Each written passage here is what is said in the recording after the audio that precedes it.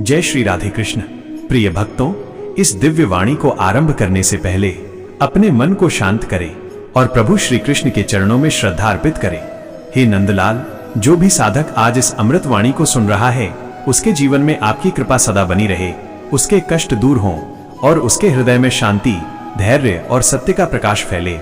मित्रों, यदि आपके भीतर राधे कृष्ण के प्रति प्रेम है तो कमेंट में जय श्री राधे कृष्ण अवश्य लिखें और इस वाणी को अपने प्रियजनों तक साझा करें, क्योंकि कभी कभी एक साझा किया गया शब्द किसी जीवन में ईश्वर का उजाला भर देता है। यदि आप हमारे इस भक्ति पथ पर नए हैं तो चैनल को सब्सक्राइब करें और घंटी का बटन दबाएं ताकि हर नई आध्यात्मिक यात्रा में आप हमारे साथ रहें। अब आइए इस पवित्र ज्ञान यात्रा में प्रवेश करें। हे पार्थ, यह सत्य जान लो कि किया गया कोई भी कर्म व्यर्थ नहीं जाता।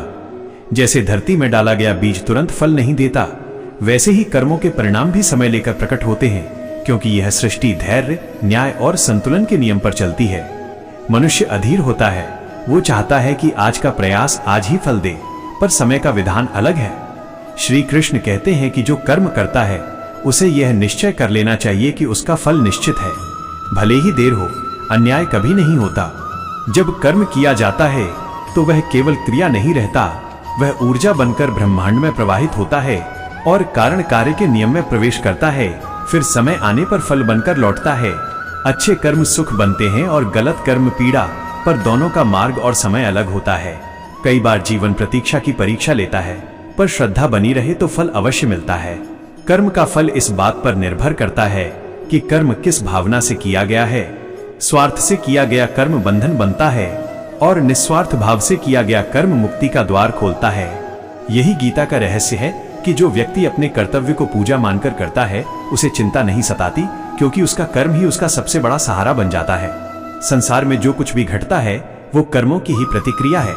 आज यदि कोई तुम्हारे साथ अन्याय करता है तो वह किसी पुराने कर्म का परिणाम हो सकता है, और यदि तुम आज किसी की सहायता करते हो तो वह किसी न किसी रूप में लौटेगी। ये चक्र कभी रुकता नहीं, इसलिए श्री कृष्ण कहते हैं, हे अर्जुन, तू कर्म कर, फल की चिंता मत कर, वो मेरे अधीन है।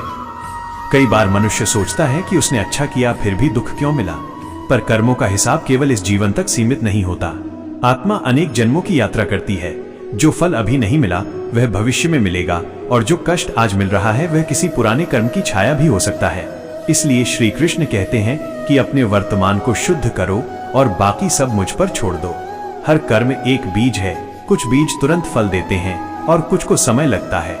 मनुष्य सोचता है कि ईश्वर मौन है, पर वास्तव में वो हर कर्म का लेखा रख रहा होता है और समय आने पर न्याय करता है, जिसमें कभी भूल नहीं होती। जब कोई व्यक्ति झूठ, छल या अन्याय करता है तो क्षण भर को कुछ दिखाई नहीं देता, पर भीतर उसका भविष्य बदल रहा होता है और समय आने पर वही बोया हुआ काटना पड़ता है। यही गीता का सार है कि कर्म कभी पीछा नहीं छोड़ता और फल कभी टलता नहीं। कर्मों का फल अनेक रूपों में आता है, कभी रिश्तों में, कभी स्वास्थ्य में, कभी सम्मान में, कभी